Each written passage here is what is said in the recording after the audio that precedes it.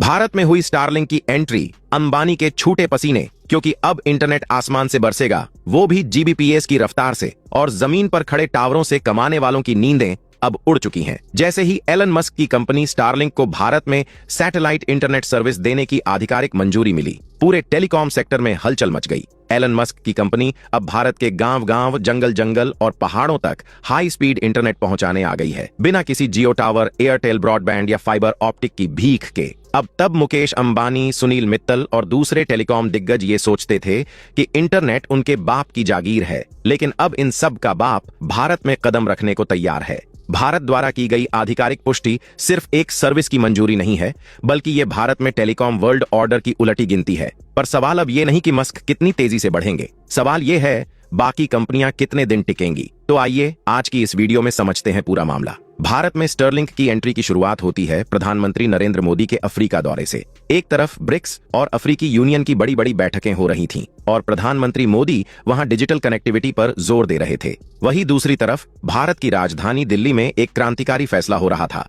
Elon Musk की company Starlink satellite communications private limited को IN space यानी Indian national space promotion and authorisation centre से भारत में satellite internet सेवा देने की मंजूरी मिल रही थी। ये वो पल था जब न सिर्फ भारत का डिजिटल भविष्य तय हुआ, बल्कि ये भी साफ हो गया कि अब भारत टावर नहीं लगाएगा, भारत अब सैटेलाइट से बात करेगा। अब आप सोचिए, एक ऐसा सिस्टम जहां न बिजली की दिक्कत, न केबल की झंझट, न टावर लगाने की मारामारी, बस एक डिवाइस, एक छोटा सा टर्मिनल जो आपके घर की छत पर लगेगा और आसमान से सीधा इंटरनेट लेकर आएगा। यानी कोई वायर नहीं, कोई कनेक्शन ड्रॉप नहीं, और सबसे बड़ी बात, इतनी तेज स्पीड कि आप सोच भी नहीं सकते। स्टारलिंक भारत में 600 जीबीपीएस की रफ्तार से इंटरनेट देने की तैयारी में है। जी हाँ, आपने सही सुना, केबीपीएस नहीं, एमबीपीएस नहीं, सीधा जीबीपीएस। और ये स्पीड सिर्फ शहरों में नहीं, बल्कि गांव, पहाड़, जंगल, नदी, बाढ़ग्रस्त इलाके और भूकंप जैसे आपदा क्षेत्रों तक पहुंचेगी। अब सवाल ये उठता है कि यह सिस्टम काम कैसे करता है। स्टारलिंक लो अर्थ ऑर्बिट सैटेलाइट्स यानी पृथ्वी से 540 से 570 किलोमीटर की ऊंचाई पर तैनात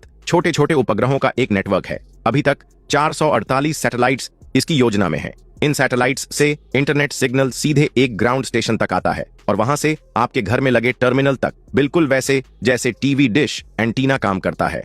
लेकिन यहाँ स्पीड और टेक्नोलॉजी का लेवल बिल्कुल अगला है। लो अर्थ ऑर्बिट का मतलब है बहुत कम लेटेंसी, यानी इंटरनेट रिस्पॉन्स टाइम बहुत कम।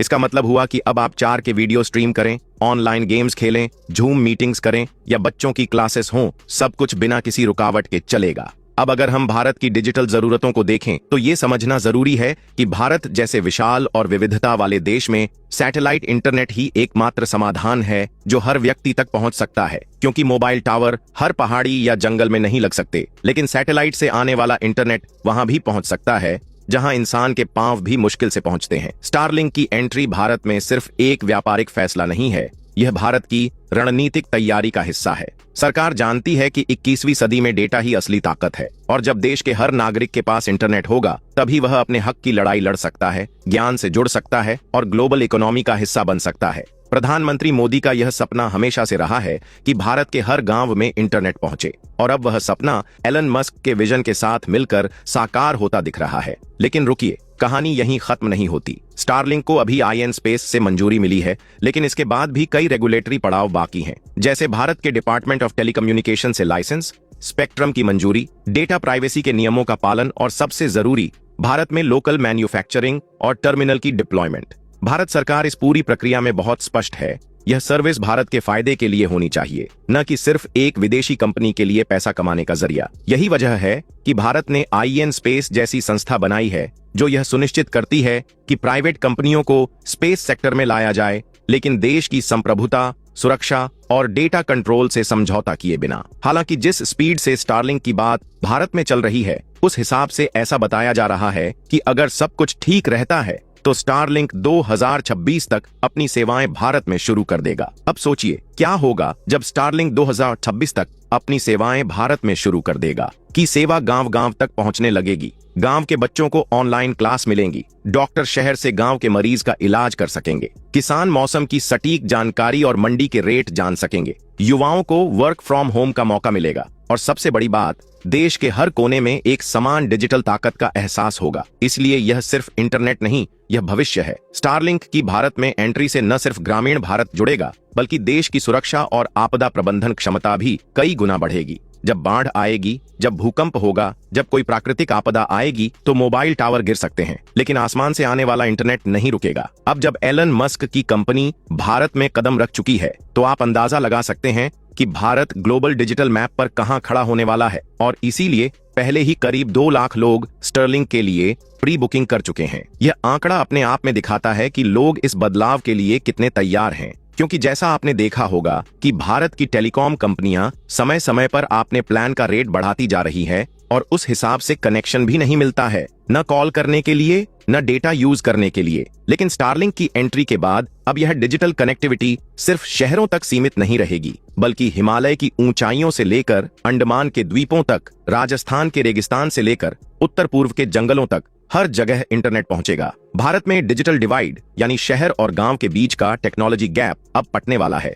और शायद पहली बार गांव वाले शहर वालों से पहले 5G से भी तेज इंटरनेट चला रहे होंगे। यह सोचकर ही रोमांच होता है। अब एक और जरूरी बात, भारत सरकार इस पूरे प्रोजेक्ट को सिर्फ टेक्नोलॉजी के तौर पर नहीं देख रही, बल्कि इसे एक अवसर मान रही है, मेक इन इंडिया का, डिजिटल इंडिया का और एक आत्मनिर्भर भारत का। स्टर्लिंक के साथ काम करने वाले डिवाइसेस का एक बड़ा हिस्सा भारत में ही बने, सरकार की यही कोशिश है। इससे देश में मैन्युफैक्चरिंग को बढ़ावा मिलेगा, रोजगार के अवसर बनेंगे और तकनीकी आत्मनिर्भरता की ओर भारत एक और बड़ा कदम बढ़ाएगा। तो अब सवाल ये नहीं है कि स्टारलिंक भारत में आएगा या नहीं, सवाल ये है कि क्या हम इस डिजिटल रॉकेट पर सवार होने के लिए तैयार हैं? क्या हम गांव-गांव में इंटरनेट के इस उजाले को पहुंचाने में भागीदार बनेंगे?